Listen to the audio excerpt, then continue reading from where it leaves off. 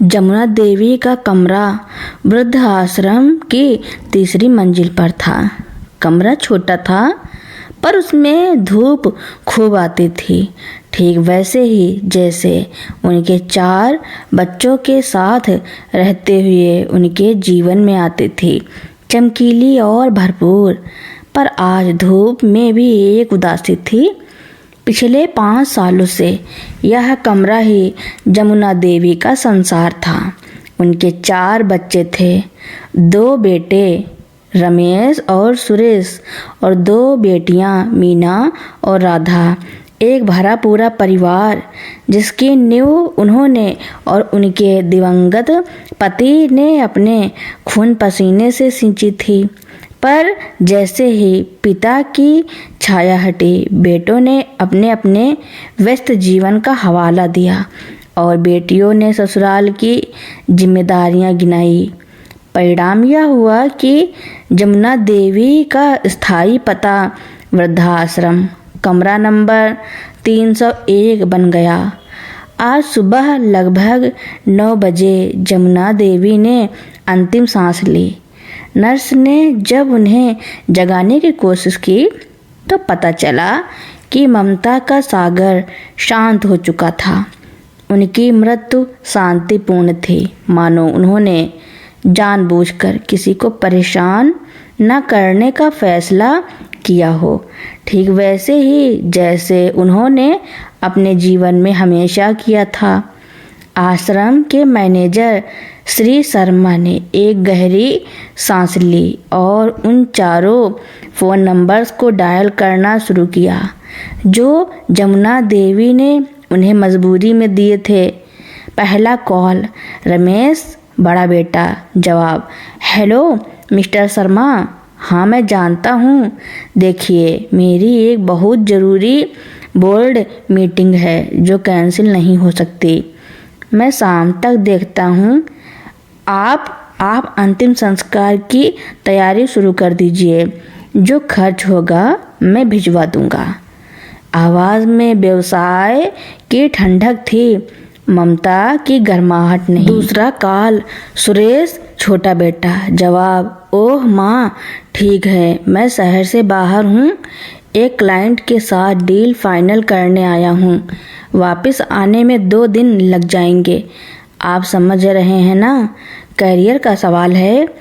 आप लोग देख लीजिए। एक झटके में उसने माँ को आप लोग में बदल दिया।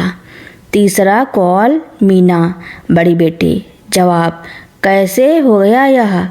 पर अब क्या करूं? मेरी बेटी के एग्ज़ाम चल रहे हैं और पतिदेव ने साफ मना कर दिया है कि ऐसे समय में घर से बाहर नहीं जाना चाहिए। मुझे माफ़ करना। आंसुओं के बजाय बहाने उसके होठों पर थे। चौथा कॉल, राधा छोटी बेटी।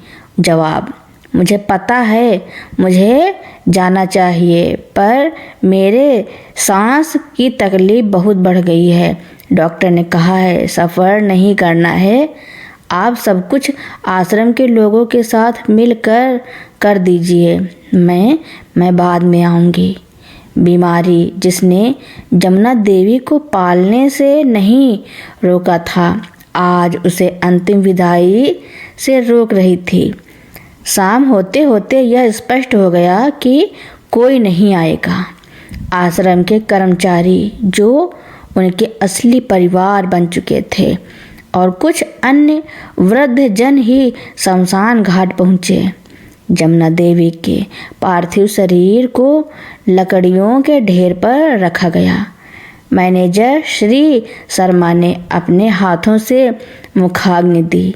जैसे ही आग की लपटें ऊपर उठी, आश्रम के आंगन में लगा उनका पसंदीदा गुड़हल का पौधा हवा के एक झोंके से जमीन पर गिर गया।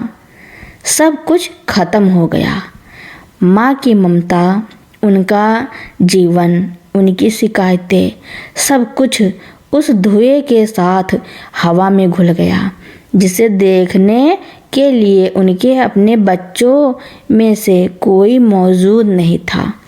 शर्मा जी ने उदासी से आकाश की ओर देखा।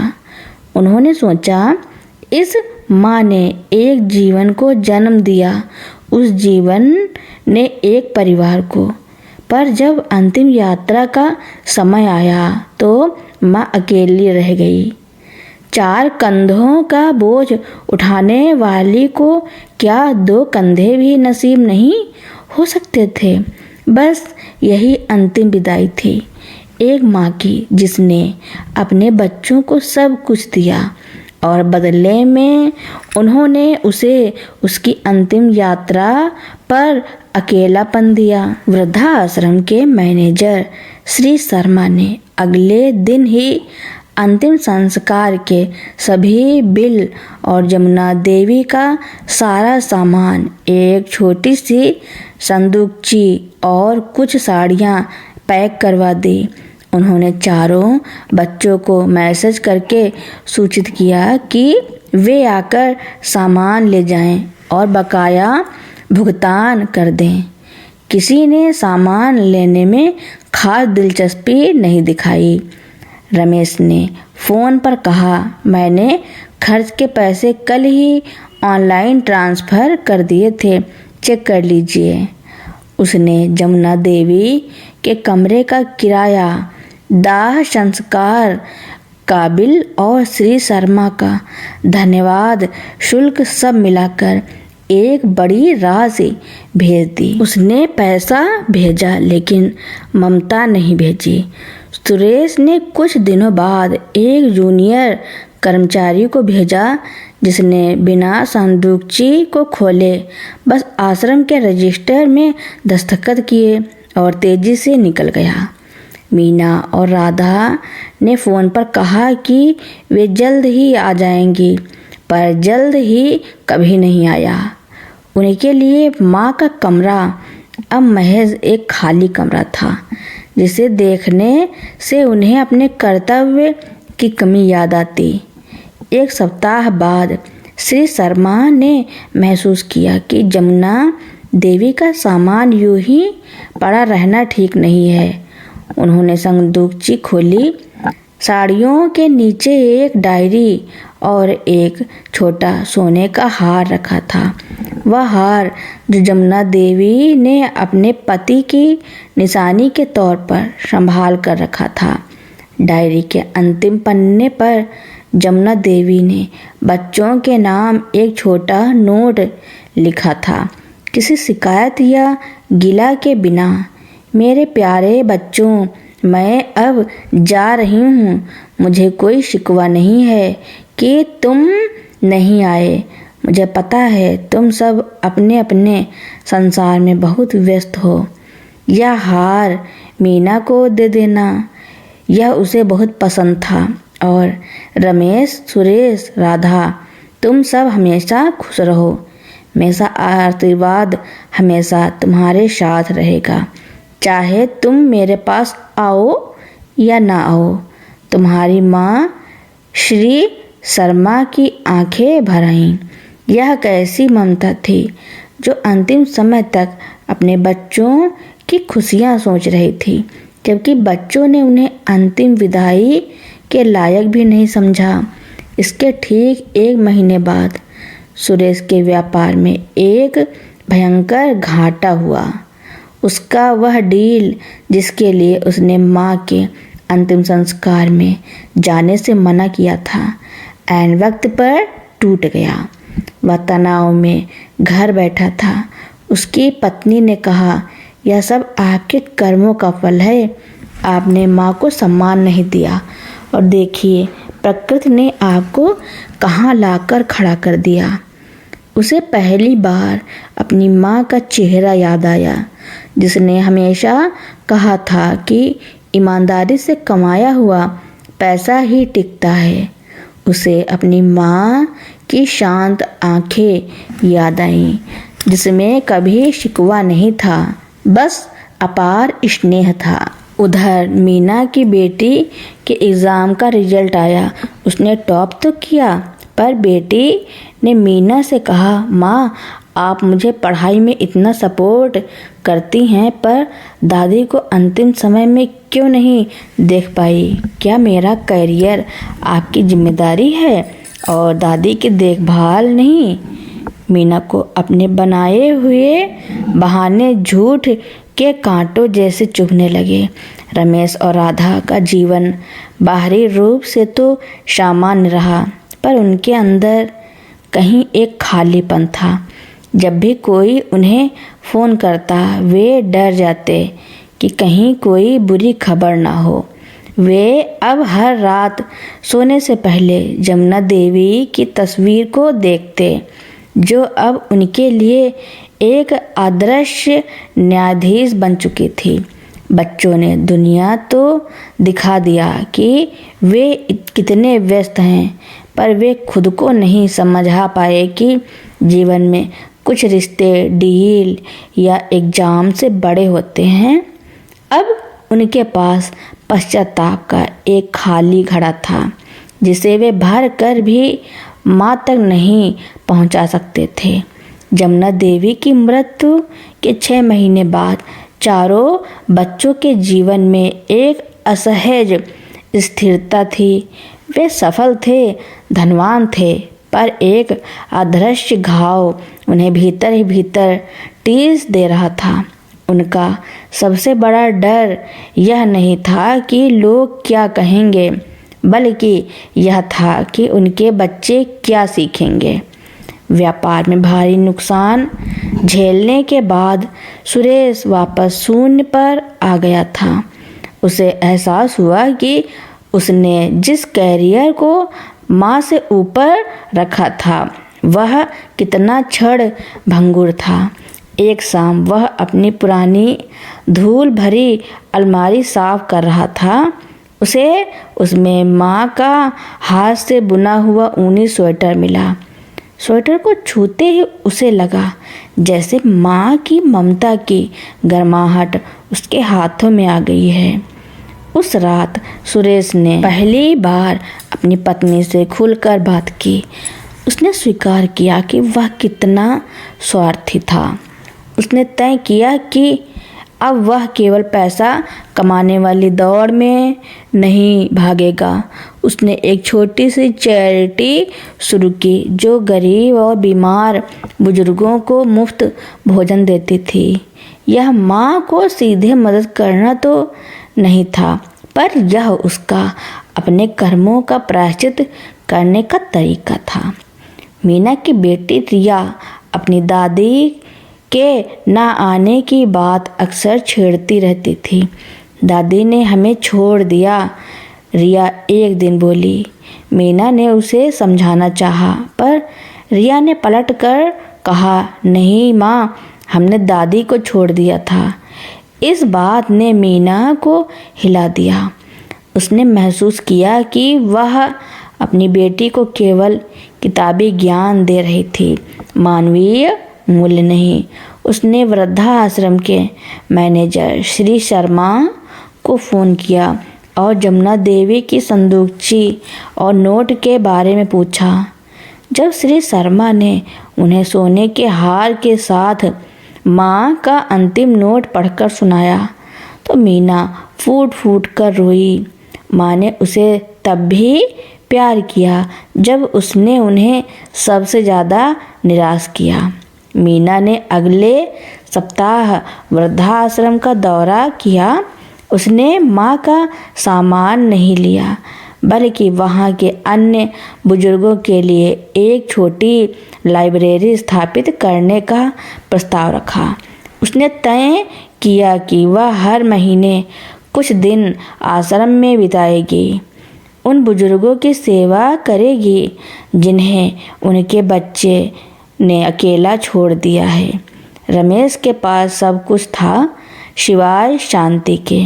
वह अक्सर रात में उठ जाता और उसे लगता कि दरवाजे पर कोई आवाज़ दे रहा है। उसके आलीशान बंगले में हर कोने में एक खालीपन था। उस माँ की कमी जिसने उसके बचपन को भरा था। उसने अपनी माँ के नाम पर एक छोटी सी वसीयत लिखी जिसमें उसने अपनी संपत्ति का एक हिस्सा वृद्धों के कल्याण के लिए दान कर दिया। वह अपने बच्चों को यह बताना चाहता था कि धन से बड़ा संतुष्टि होती है। राधा ने अंततः अपने स्वास्थ्य के बहाने छोड़ दिए। उसने अपनी सांस की तकलीफ के डर को पीछे छोड़कर मीना के साथ वृद्धाश्रम जाना शुरू किया। उसने देखा कि सेवा करने से दूसरों की खुशी देखकर उसकी अपनी सांस की तकलीफ कम होने लगी थी। यह शायद माँ का अदृश्य उपचार था जो अब भी अपना काम कर रहा था। एक शाम चारों भाई बहन पहली बार माँ की मृत्यु के बाद एक साथ मिले। जगह थी वृद्धाश्रम की वह छोटी सी लाइब्रेरी जिसका उद्घाटन मीना ने किया था। वे वहाँ माँ का सामान लेने नहीं आए थे बल्कि अपने नए कर्तव्य को पूरा करने आए थे। उन्होंने एक दूसरे की आंखों में देखा। कोई शब्द नहीं बोला गया पर आंखों ने सब कह दिया।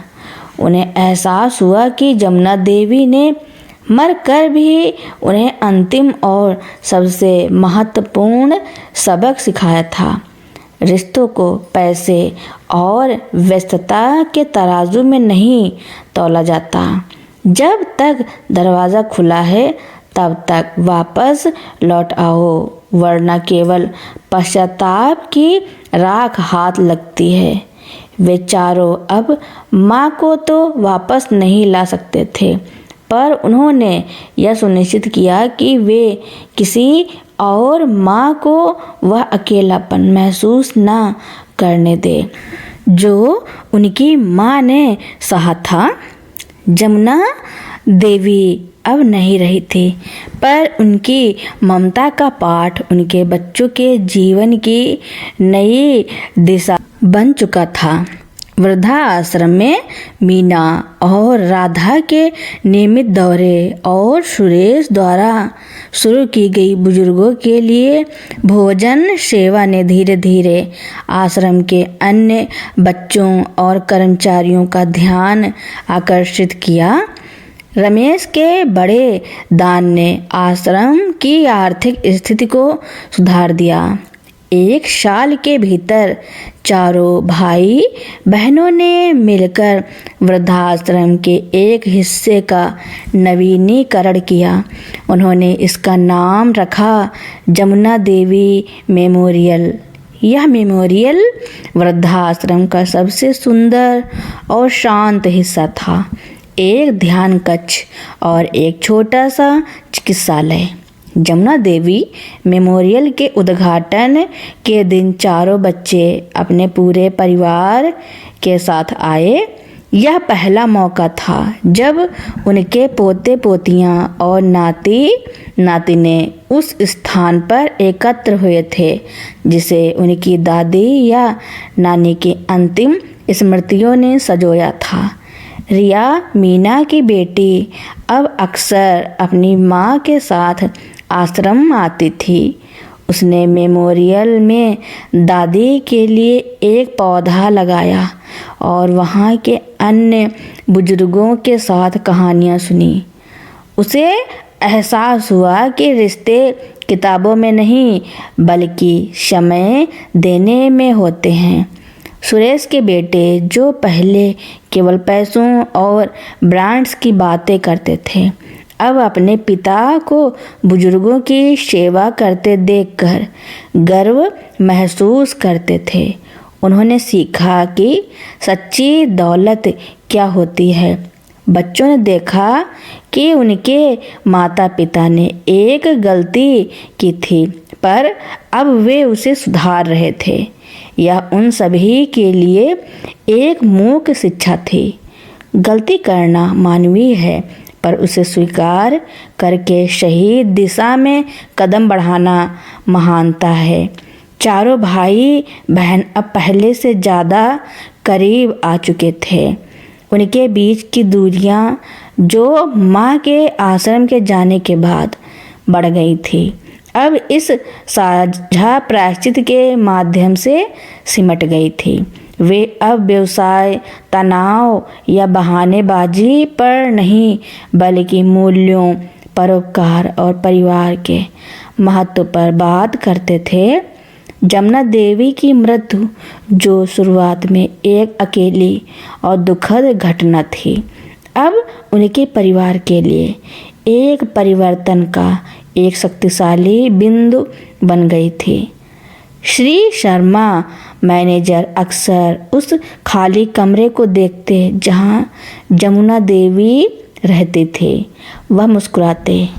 जमुना देवी को अंतिम विदाई देने कोई नहीं आया था, पर आज उनकी विरासत ने उन चारों बच्चों को एक दूसरे के और मानवता के करीब ला दिया था। जमुना देवी का शरीर तो राख हो गया था, पर उनकी ममता का प्रकाश हमेशा के लिए उनके बच्चों के जीवन को प्रकाशित कर गया था।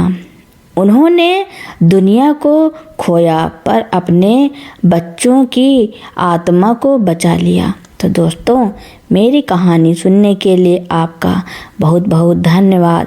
ऐसी ही कहानियाँ सुनने के लिए मेरे चैनल को लाइक, शेयर, सब्सक्राइब करना ना भूलें, ताकि मेरी नई नई कहानियाँ आप तक पहले ही पहुँचती रहें।